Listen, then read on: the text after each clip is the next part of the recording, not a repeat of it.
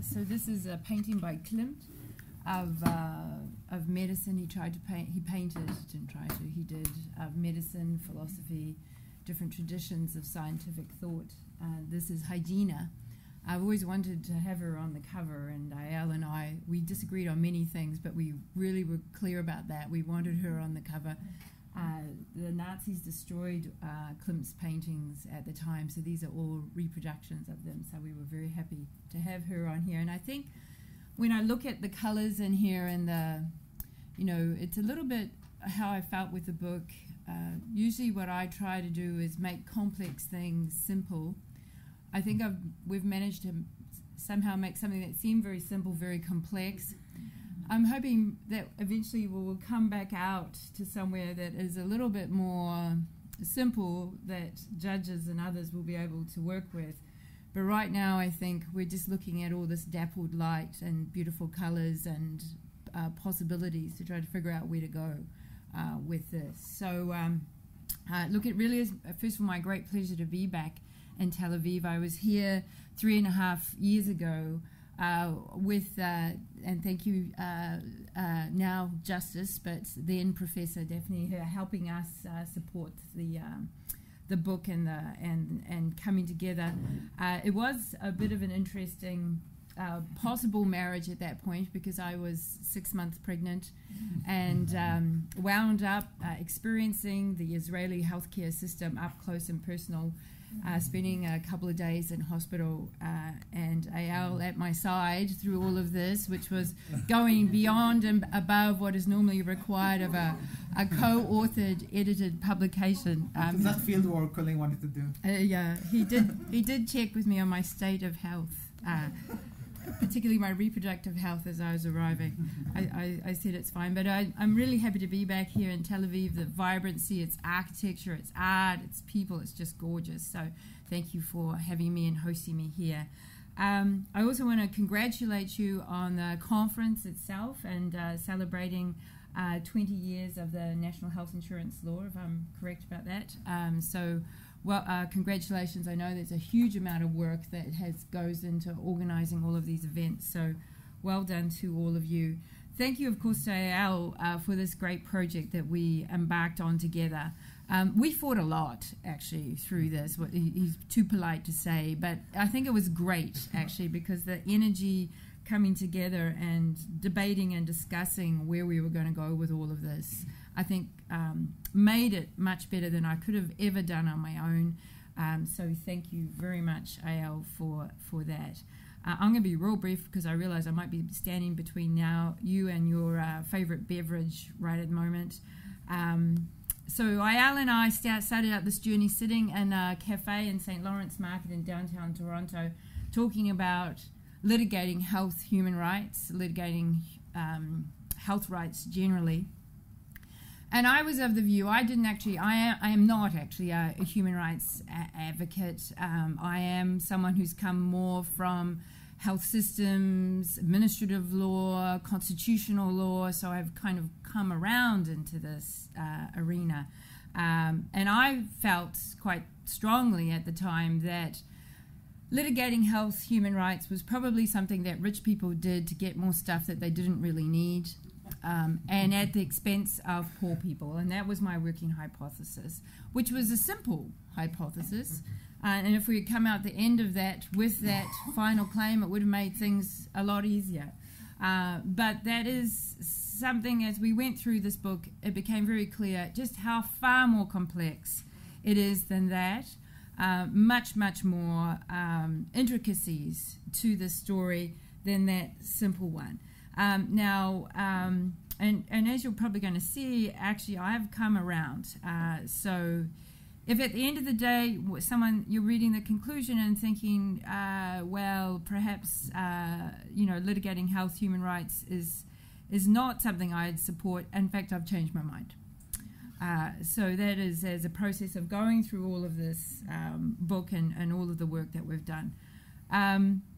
I think what was of great interest to me was the extent to which poorer countries, middle-income countries, we didn't go for really poor countries, middle-income countries, because we were interested in how they are at the brink of bedding down healthcare systems. You know, as countries develop, they naturally turn to thinking about health systems and education systems. So we're really interested in those countries as they start to bed down their equivalent of the National Health Insurance Law, or in the Canadian context, the Canada Health Act, or in the US context, Medicaid and Medicare, right? These are pivotal choices that they make at this point. And so it's really fascinating to see how and when they make those decisions. And that, you know, what we saw, as we said in the book, is that these countries have constitutional rights to healthcare because they want to accelerate a change agenda. So they're coming out of traumatic things generally. They're coming post-apartheid, post-communism, post-dictatorship. And so they are putting in place constitutional rights to healthcare because they want to get over to where Sweden and the UK is, and they don't want to take 150 years to get there. They don't want trickle-down economics. They want that as well, but they want to make it faster. And so part of this process was actually realizing that although we were asking a comparative question, that eventually we actually have to ask a different kind of question, and that is this. So the question really has to be, for example, in South Africa, they have a constitutional right to healthcare in many big cases that you've probably heard of around the Treatment Action Campaign. But when you actually look at access and health outcomes in South Africa, they have got worse post-apartheid. So that would seem to be a disappointing result for constitutional right to healthcare and litigating a right to healthcare. But it may not be, because we don't know what the counterfactual is. We don't know what the alternative South Africa would have looked like without the right to healthcare. Remember the tsunami of people suffering from HIV and AIDS, and the other strong kind of economic jolts and social and other jolts that have happened in the wake of apartheid. Many good, but a lot bad. So we don't know what the counterfactual is. So actually what we need to do now is figure out the complex methodology of trying to say, well, what would have been the situation without it? Right? What would have happened in South Africa without the right to healthcare, without the right to antiretrovirals, without the Treatment Action Campaign? There is some data that shows that many, many children would have died without the use of Neprevine, which was part of the Treatment Action Campaign case. So those are real lives that were saved by a right to healthcare. You know, actual real people, as opposed to just some statistical lives. So that makes me think that you really have to take the right to healthcare very seriously. But as Aeyal mentioned, in other jurisdictions, such as in my home country now, I'm originally from New Zealand, so please don't ask me if I'm Australian. I would politely nod, but I'll be thinking less of you. I now live in Canada. So in Canada, the right to health is being used to privatize the healthcare system. And so the Supreme Court of Canada has ruled on this, on a right to private health insurance. There is another large case that is coming up through the court system, which is basically arguing for a right for physicians to be able to extra bill, so to be able to take the government money or the social insurance money and then to bill whichever they wish on top of it. This will have a huge impact on equality and equity in our healthcare system. As you might have seen from the statistics, we're already punching pretty high on the private proportion of our system, and that's because we are actually in lockstep always with the United States. You know, so when we're thinking about not having a right to healthcare in Canada, it makes me think that actually we need to have a positive right to healthcare to counter the strong claims for privatization that are coming from vested interests, particularly from physicians who just simply want to make more money, and private clinics and so forth and so on, which are having purchase in the courts. So, and at the same time, we have a claim that's going up through the system, which is in response to the federal government in Canada delisting most refugees from healthcare. A conservative government has decided that as part of their immigration policy, they're going to make it really difficult for refugees to get healthcare, even emergency healthcare, even for children we're talking about emergency cesarean section, anything like this, for many refugees will not be covered at all. So there's is a case that is coming up. So without a right to health care, how will this be decided? It seems quite bizarre that in the Canadian system we might be endorsing a right to extra bill and private health insurance, but not a right for probably the most vulnerable that you could imagine. So I think that we need to think about a right to health care. Part of the problem is the complexity of it all, that judges with some very fine examples to the contrary often don't understand healthcare systems. They don't understand the structure and dynamics of healthcare systems, and they have a very simplified notion of the role of physicians and in healthcare systems. And they also think that the price is the price of a product. They don't understand the importance of insurers being able to negotiate prices, for example, and neither do human rights advocates often.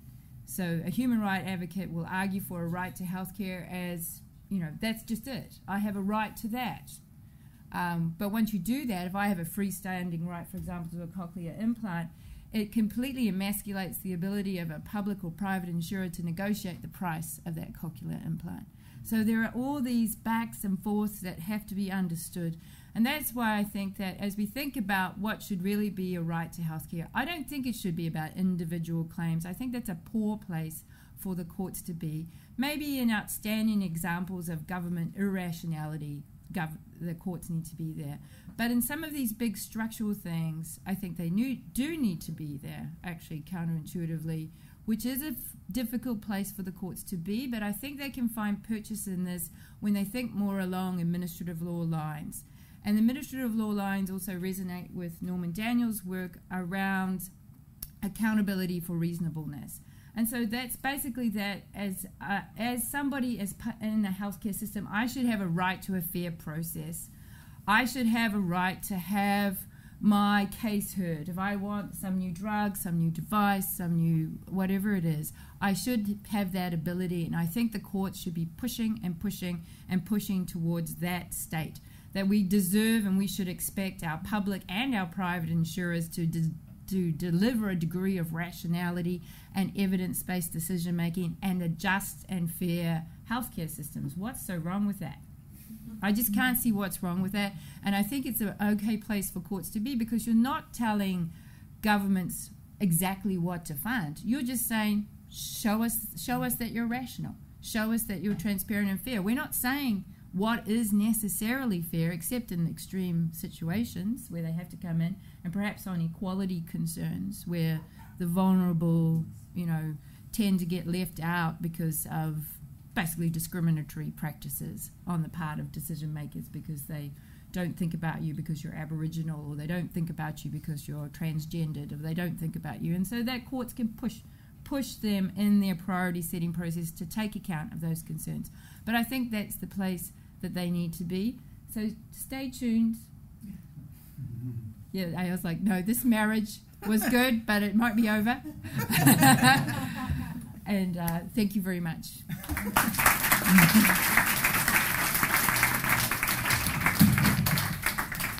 I'd like to thank again Colleen and Aeyal. Aeyal mentioned, and Colleen agreed, we all are doubting the question of whether law can actually make our lives better. I think in academia we're used to question even more whether academia and knowledge about the law and health can make our life better. But I think this case, this book at least, demonstrates the potential of the importance of having this kind of knowledge on the table, comparative knowledge that allows us to see beyond the specific case and to put it within a broader context. So for this, we're grateful to Aeyal and to Colleen, and hope for future collaborations. Thank you.